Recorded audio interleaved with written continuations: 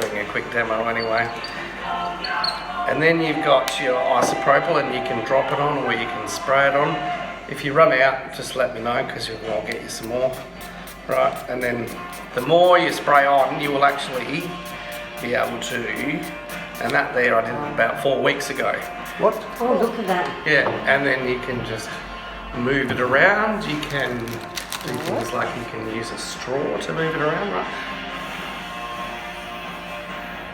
The inks work the same way, so you really only need a drop of your colour and you'll get quite a bit out of that, and you can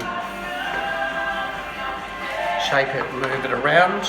There is an airbrush if you don't want to use a straw, if you've never used an airbrush before. All you do to make this work is you just push the button. Is it on?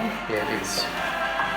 Yeah, and you can use that to move it around. The colours blend together, so if you put one colour and you put another next to each other, they will blend.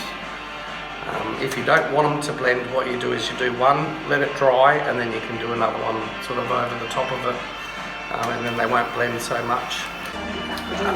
It's all very abstract, so if you want to do a picture, it's probably not going to work. Alright, so... And to repeat the same thing. And to repeat the same thing, and if you see something you like, don't touch it. Because once you've touched it, you won't get it back again to where you want. So with that one, if I was doing it, I'd probably put my yellow in first, put some red around here, and then you can either use the straw or the airbrush and blow it out to the sides. Alright, so when you've finished your tiles, what you do is just let me know, and I'll give them a bit of a gloss spray over the top. What I also did with these is I just used one of the markers here and just colour in the sides of the tile.